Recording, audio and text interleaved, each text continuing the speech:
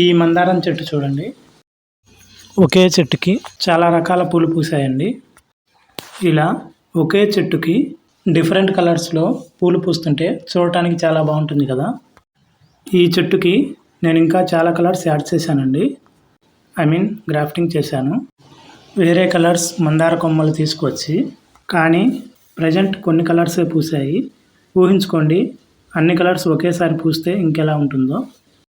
ఇక మనం మందార చెట్టుకి గ్రాఫ్టింగ్ ఎలా చేయాలో తెలుసుకుందాం. చాలామంది గ్రాఫ్టింగ్ అనగానే గ్రాఫ్టింగ్ టేప్, దానికి సంబంధించిన మెటీరియల్ అంతా కావాలేమో అనుకుంటారు. అలా ఏం లేదండి. మనం గ్రాఫ్టింగ్ చేసే కొమ్మ అనేది పర్ఫెక్ట్గా జాయింట్ చేస్తే గ్రాఫ్టింగ్ అనేది సక్సెస్ అవుతుంది, అంతేనండి. గ్రాఫ్టింగ్ టేప్ అలాంటివి ఏమీ లేకుండా మన ఇంట్లో దొరికే వాటితోనే గ్రాఫ్టింగ్ ఎలా చేయాలో ఈ వీడియోలో తెలుసుకుందామండి. ముందుగా గ్రాఫ్టింగ్ టేప్తో ఎలా చేస్తారో చూడండి. నెక్స్ట్ మనం ఎలా చేస్తామో చూపిస్తాను. హాయ్ ఫ్రెండ్స్, గ్రాఫ్టింగ్ అనగానే చాలామంది గ్రాఫ్టింగ్ టేప్లు ప్రోడక్ట్లు ఆర్డర్ చేసుకుని ఆ గ్రాఫ్టింగ్ టేప్ తీసుకుని దాన్ని చుట్టి అలా చేస్తుంటారు.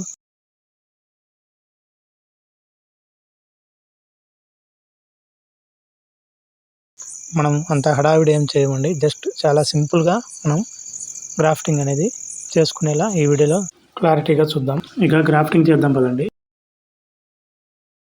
ఫస్ట్ క్లాత్ను చింపేసి పేలికలు తీసుకున్నానండి.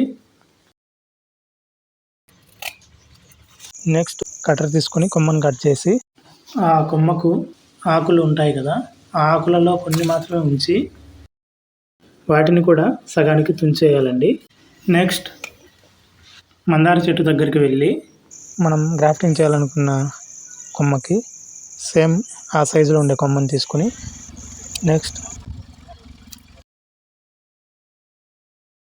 అతికించాలనుకున్న కొమ్మ షార్ప్గా చేసి, మనం ఎంతవరకు ఈ జాయింట్ చేయాలనుకున్న కొమ్మ షార్ప్గా చేసామో అంతవరకు మాత్రమే మధ్యలోకి ఇలా ఆ కొమ్మను కోసి నెక్స్ట్ అందులో పెట్టి ఇలా జాయింట్ చేసేస్తాం, అంతేనండి.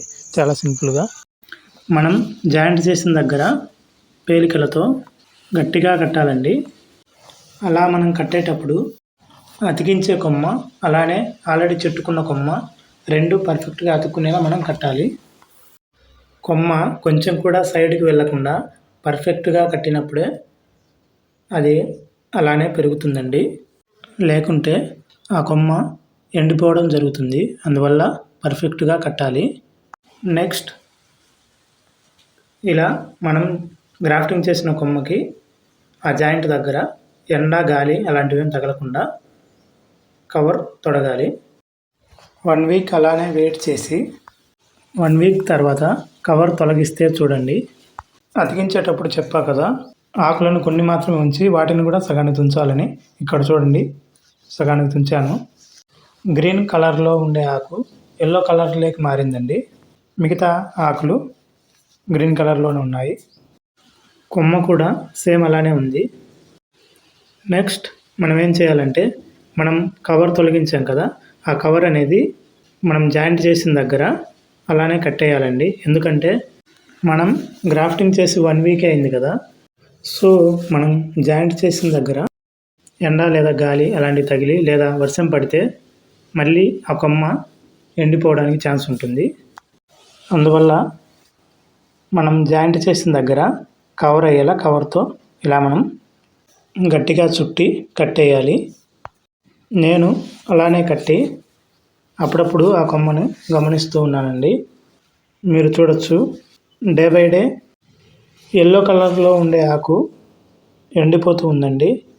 కానీ ఆ చిన్న చిన్న ఆకులు మాత్రం అలానే గ్రీన్గా ఉన్నాయి. కొమ్మ కూడా అలానే హెల్తీగా ఫ్రెష్గా ఉంది. సో మన గ్రాఫ్టింగ్ అనేది సక్సెస్ అయిందండి. ఇలా ఎన్ని రకాల మందార కొమ్మలైనా తీసుకువచ్చి ఈజీగా మన మందార చెట్టుకి గ్రాఫ్టింగ్ చేసుకోవచ్చండి. నేను సేమ్ ఇలానే కొన్ని రకాల మందార కొమ్మలు తీసుకొచ్చి ఈ మందార చెట్టుకి గ్రాఫ్టింగ్ చేశానండి.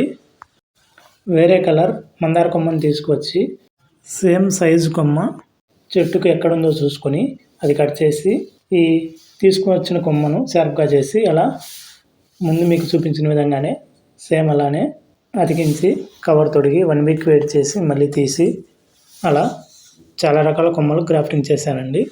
ప్రజెంట్ కొన్ని కొమ్మలకు మాత్రమే మొగ్గలు వచ్చి పూలు పూసాయి. మిగతావి అలానే హెల్తీగా పెరుగుతూ ఉన్నాయి.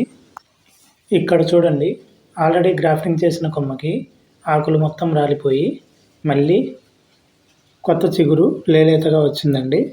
ఇలా గ్రాఫ్టింగ్ సక్సెస్ అయిన తర్వాత ఆ పేలికలు కానీ ఆ కవర్ కానీ 1 మంత్ తర్వాత మనం జాయింట్ చేసిన దగ్గర తీసేయచ్చండి. కానీ నేను అలానే ఉంచేసాను. ఇంతేనండి. చాలా సింపుల్గా మీ మందార చెట్లకు మీరు కూడా గ్రాఫ్టింగ్ చేసుకోవచ్చండి.